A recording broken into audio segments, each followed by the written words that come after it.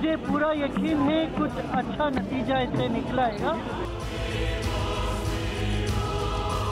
श्री श्री रविशंकर जी कौन होते हैं? राम जन्मभूमि न्यास को ही इसका हक है और किसी को हक नहीं है।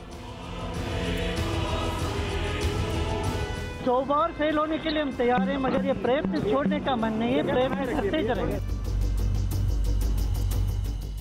तो जाने से कौन रोक सकता है? उनके पास तो बहुत सी गाड़ियां हैं, पैदल भी लोग जाते हैं, जा रहे हैं, तो हम क्या कर सकते हैं?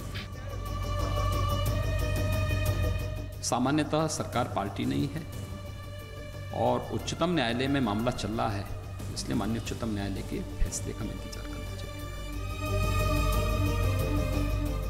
कुछ लोग इसको अपोज करेंगे, इसका विरोध करेंगे और बहुत कुछ लोग इस पक्ष में है। ये मसला हल होने वाला नहीं है क्योंकि ये मामला सुप्रीम कोर्ट में है।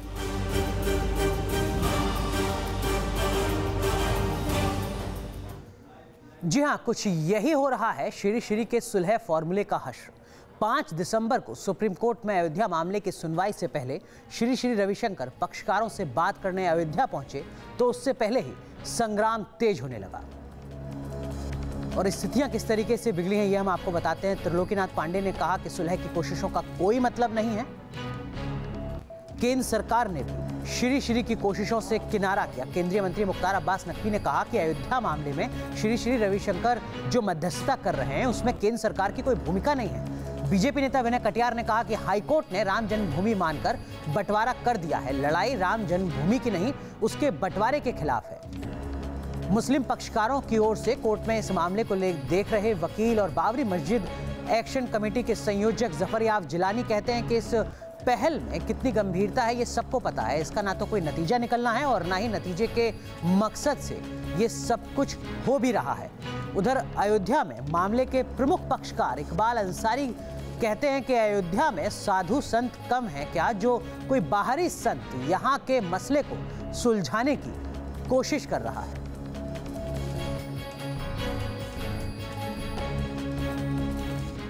जाहिर है अब ये तो बोलने बताने की जरूरत नहीं कि श्री श्री रविशंकर की कोशिश शुरुआत में ही विरोध में उलझती जा रही है। अयोध्या मामले में समाधान के लिए निकले श्री श्री की पहल का हर पक्षकार विरोध कर रहा है तो दूसरी ओर आपस में ही आरोपों के तीर चलने लगे हैं। अयोध्या की गलियों में मंदिर मंदिर बात चली, लेकिन उम्मीदों के सफर पर निकले कारवां के कदम शुरुआत में ही अटकने लगे। श्री श्री रविशंकर सबको साथ लेकर चलने का दावा कर रहे हैं, लेकिन बयानों के संग्राम में साथ पर बात बनती दिख नहीं रही। इस कोशिश को डिरेल करने के लिए आरोप प्रत्यारोप का सिलसिला शुरू होते भी देर नहीं लगी। निर्मोही अखाड़े के सदस्य सीताराम ने तो वीएचपी पर 1400 करोड़ रुपए के घोटाले का आरोप तक लगा दिया, तो वीएचपी की ओर से भी पलटवार में देर नहीं हुई। हम कह रहे हैं 1400 करोड़ रुपए इकट्ठा करके इन्होंने रखा है, खा गए हैं और उसी से खा गए। उसी पैसे को खर्च करके ये लोग राजनीति कर रहे हैं। ये जो पैसा था वो विश्व हिंदू परिषद के नाम से कभी नहीं लिया गया। ये श्री राम जन्मभूमि न्यास का पैसा था। श्री राम जन्मभूमि न्यास ने किया था इस काम को, और न्यास का अयोध्या में ही दफ्तर है। और मैं तो नेतृत्व बदाल जी महाराज हमारे उसके अध्यक्ष हैं, कोई भी जाकर उनसे पूछ सकता है, एप्लीकेशन लगाए, डाटा ले ले, डिटेल ले ले। सुलह की कोशिशों के बीच ये पहला वार पलटवार नहीं, शिया वक्फ बोर्ड की पहल का भी समुदाय के अंदर से ही विरोध शुरू हो गया। अच्छी पहल है और जो कोशिश वो कर रहे हैं बहुत अच्छी कोशिश कर रहे हैं, और उनका जैसा इंसान अगर ऐसी कोशिश कर रहा है तो उनकी बात को सुनना चाहिए। ऑल इंडिया शिया पर्सनल लॉ बोर्ड का नज़रिया बिल्कुल साफ है। ऑल इंडिया शिया पर्सनल लॉ बोर्ड बाबरी मस्जिद के मसले के ऊपर all India Muslim personal law board के साथ है। पल पल खुलते विवाद के पिटारे के बीच श्री श्री रविशंकर ने राम जन्मभूमि न्यास के महंत नृत्य गोपाल दास से मुलाकात की। बंद कमरे में दोनों ने करीब 15 मिनट तक चर्चा की। मेल मुलाकातों के बीच सुलह का मार्ग अभी बेशक नजर न आ रहा हो, लेकिन श्री श्री का भरोसा बना हुआ है। कठिन है काम, बस सब मिल के एक संदेश देश भर में जा सकता है यदि दोनों समुदाय पास आए, दोनों समुदाय के सहमति से भव्य राम मंदिर बने। श्री श्री ये कह रहे हैं कि मसला इतना बड़ा है कि वो इसकी सुलह की कोशिशें जारी रखेंगे। 100 बार की नाकामी से भी उनका हौसला नहीं टूटेगा। हालांकि दोनों पक्षकारों की तरफ से एक बड़ा तबका ये मानता है कि इस मसले का हल अदालती फैसले से पहले हो पाना मुमकिन नहीं। Team news nation. वैसे विरोध का ये दौर सिर्फ अयोध्या मसले तक सीमित नहीं है। फिल्म पद्मावती पर हो रहा विरोध भी रुकने का नाम नहीं ले रहा है। जैसे जैसे फिल्म रिलीज की तारीख नजदीक आ रही है, विरोध बढ़ता जा रहा है। फिल्म के निर्माता संजय लीला भंसाली के साथ साथ पद्मावती का किरदार निभाने वाली दीपिका पादुकोण भी अब विरोधियों के निशाने पर हैं। उधर उत्तर प्रदेश के मुख्यमंत्री योगी आदित्यनाथ भी इस फिल्म को कानून व्यवस्था के लिए खतरा मान रहे हैं।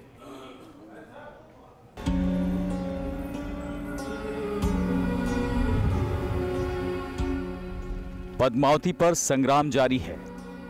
फिल्म रिलीज की तारीख 1 दिसंबर रखी गई है, लेकिन भंसाली की शाहकार पर्दे पर उतरे उससे पहले देश के कई राज्यों में विरोध तेज होता जा रहा है।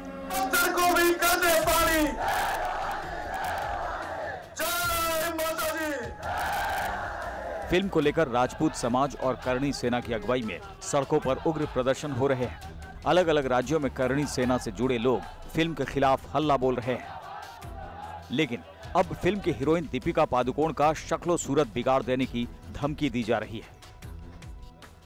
और जो रावण की बहन थी, बार बार मना करने के बाद, बार बार चेतावनी देने के बाद वो नहीं मानी। उसका नाक काट के उसको ये सजा दी थी कि तेरी यही सजा है, तू महिला है, हम हाथ नहीं उठा सकते, पर तेरी यही सजा है। और ये सजा अगर तू लेना चाहती है दीपिका पादुकोण, तो सहर्ष राजपूत क्षत्रिय ये मजबूरन करेंगे। इधर उत्तर प्रदेश में फिल्म के रिलीज पर संकट के बादल मंडरा रहे हैं। यूपी सरकार ने केंद्र से गुजारिश की है कि फिल्म के रिलीज पर फैसला लेते वक्त लोगों की भावनाओं का भी ख्याल रखा जाए। फिल्म के प्रदर्शन से राज्य में कानून व्यवस्था बिगड़ सकती है। वहीं राज्य में 1 दिसंबर को चुनाव नतीजे आएंगे, जिस दिन फिल्म रिलीज की तारीख तय की गई है। हम अपनी फोर्स को चुनाव की निष्पक्ष तरीके से संपन्न करने और चुनाव आचार संहिता का पालन करवाने में लगाएं, या एक व्यक्ति के द्वारा तथ्यों के साथ तोड़ मरोड़ करके प्रस्तुत करने और अपने व्यक्तिगत निहित स्वार्थों के लिए किए गए किसी कार्य में अनावश्यक रूप से जनता के ध्यान को डाइवर्ट करने के लिए कानून व्यवस्था के सामने जो संकट खड़ा हो, उसके लिए हम लोग लगाएं। हालांकि सच तो यह है कि जिस तरह से देश भर में फिल्म पद्मावती को लेकर विरोध तेज हो रहा है, उसके बाद फिल्म के प्रदर्शन पर संकट गहराने लगा है। फिल्म के डायरेक्टर संजय लीला भंसाली विरोधियों के निशाने पर है। भंसाली को जान से मारने की धमकी भी दी जा रही है। उत्तर प्रदेश के मेरठ में एक नेता ने भंसाली को लेकर आपत्तिजनक फरमान जारी किया है। अब सबकी निगाहें सेंसर बोर्ड पर टिकी है, लेकिन सेंसर बोर्ड ने अभी फिल्म देखी नहीं है। हालांकि फिल्म जगत के लोग फिल्म की रिलीज का समर्थन कर रहे हैं। दीपिका ने, रणवीर ने और शाहिद ने बहुत अच्छा काम किया है और बॉलीवुड पूरा सपोर्ट करता है, देश की जनता पूरी सपोर्ट करती है, न्यूज चैनल पूरा सपोर्ट करता है पद्मावती को, और पद्मावती जीतेगी। संजय लीला भंसाली सफाई दे चुके हैं, लेकिन विरोधी अब भी डटे हैं। जौहर पर ज्वाला कब बुझेगी कहना मुश्किल है। वीडियो जर्नलिस्ट सैफुल हसन के साथ विनोद मिश्रा, न्यूज नेशन, लखनऊ। केंद्र सरकार ने आज एक अहम फैसला लिया। ग्राहकों को जीएसटी स्लैब में हुए बदलाव का फायदा पहुंचाने के लिए सरकार ने मुनाफाखोरी निरोधक प्राधिकरण यानी एंटी प्रॉफिटियरिंग अथॉरिटी के गठन को मंजूरी दे दी। पहले सरकार ने रेस्टोरेंट में खाने पर जीएसटी 18% से घटाकर 5% किया और अब ग्राहकों का फायदा भी सुनिश्चित करने का दावा किया जा रहा है। लेकिन क्या वाकई इससे आम आदमी की जेब को राहत मिल सकेगी? लगता तो नहीं। मुनाफा विरोधी अखिल भारतीय अथॉरिटी का आज कैबिनेट ने स्थापित करने का निर्णय किया है। मुनाफाखोरी की तो खैर नहीं, ग्राहकों की जेब काटी तो होगी सजा। केंद्र सरकार जीएसटी की दरों में बदलाव के बाद अब लोगों तक इसका फायदा पहुंचाने का भरोसा दे रही है और इसके लिए गठित की गई है एंटी प्रॉफिटियरिंग अथॉरिटी। तो सबसे पहले जान लीजिए कि ये अथॉरिटी है क्या और काम कैसे करेगी। जीएसटी काउंसिल ने एक स्टैंडिंग कमेटी बनाई है जिसके पास ग्राहक शिकायत भेज सकेंगे। इसके बाद कमेटी उसे डायरेक्टर जनरल ऑफ सेफगार्ड्स को भेजेगी जो आरोपों की जांच करेगी। दोषी पाए जाने पर एंटी प्रॉफिटियरिंग अथॉरिटी को कंपनी पर पेनल्टी लगाने, एक्स्ट्रा रकम को वापस करने का आदेश देने और कंपनी का लाइसेंस कैंसिल करने तक का अधिकार होगा। कोई भी कंज्यूमर अगर उसको शिकायत है कि जो उसकी देनदारी है वो उसको नहीं दी जा रही है और मुनाफाखोरी हो रही है, वो शिकायत कर सकता है और उसके बाद ये मैटर एंटी प्रॉफिटियरिंग अथॉरिटी के सामने आएगा और उचित कार्रवाई की जाएगी और निर्देश दिया जाएगा। सरकार लोगों तक जीएसटी की दरों में बदलाव का फायदा पहुंचाना चाहती है, लेकिन सवाल ये है कि क्या अथॉरिटी का गठन इस मर्ज का इलाज है या इस राह में और भी अड़चनें हैं। क्या दिक्कतें हैं, ये समझने के लिए हम मुंबई के एक रेस्टोरेंट में पहुंचे। सरकार ने रेस्टोरेंट में खाने पर जीएसटी की दर घटाकर 5% कर दी है, तो हमने ग्राहकों से पूछा कि क्या उन्हें इसका फायदा मिल पा रहा है। तो बिल क्या मालूम है, गवर्नमेंट को पैसा भरने वाले नहीं रहने वाले।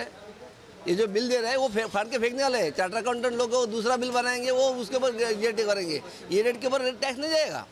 ये जो बिल रहे ना वो फेंकने वाला है। जीएसटी लाई है, कुछ भी टैक्सेशन कम करिए, पर उसका प्राइस तो वही देना पड़ रहा है। यही मैं बता रहा हूँ, बेसिकली प्राइस तो इंक्रीज हो रहा है ना, आप टैक्सेशन कम करिए पर प्राइस तो बढ़ रही है ना, तो इसके ऊपर कुछ मतलब गवर्नमेंट ने कुछ करना चाहिए। हालांकि मुंबई के इस रेस्टोरेंट में ग्राहकों को जीएसटी की दर में बदलाव की जानकारी भी दी जा रही है और कम दर वाले मेन्यू कार्ड भी दिए जा रहे हैं, लेकिन इसका फायदा ग्राहक ज्यादा दिन तक उठा सकेंगे लगता नहीं, क्योंकि जहां एक ओर सरकार ने खाने पर जीएसटी की दर कम की है, वहीं दूसरी ओर कारोबारियों को मिलने वाले इनपुट टैक्स क्रेडिट की छूट पूरी तरह से खत्म कर दी है, जिसके बाद रेस्टोरेंट में खाना महंगा होने की गुंजाइश पूरी है।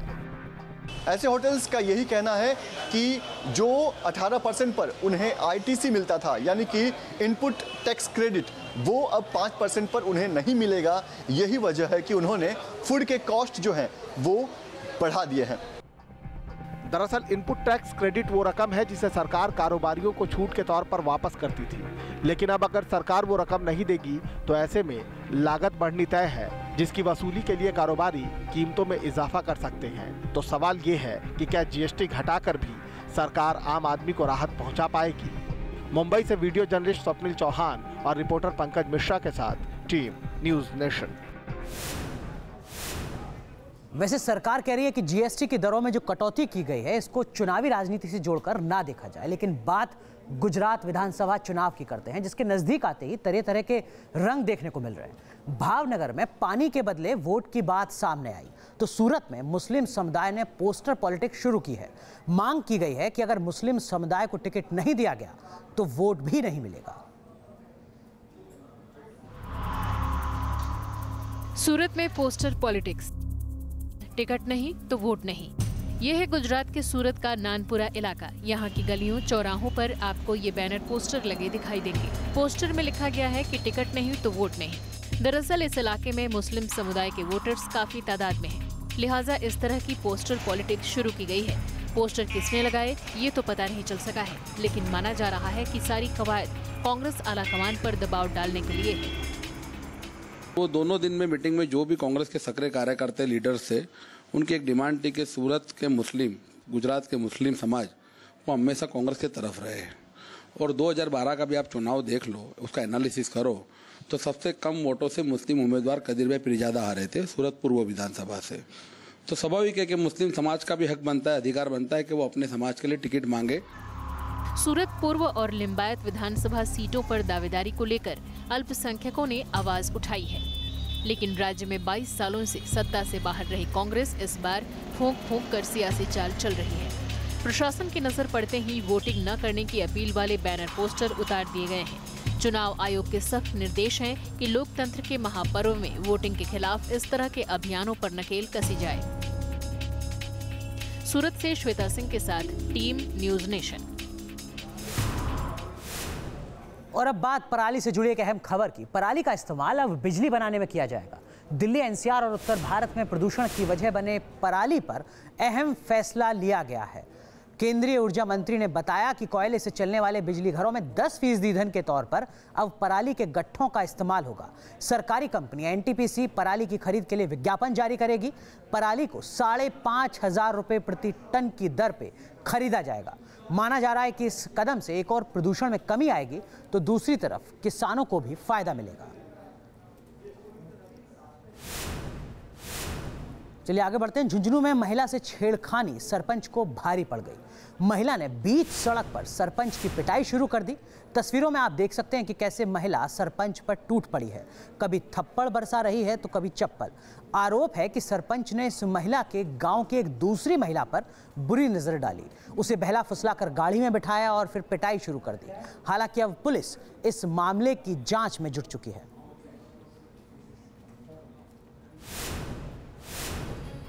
तो नेशन व्यू में बस इतना ही। आप बने रहिए न्यूज़ नेशन के साथ, क्योंकि खबरों का सिलसिला यहां कभी नहीं थमता।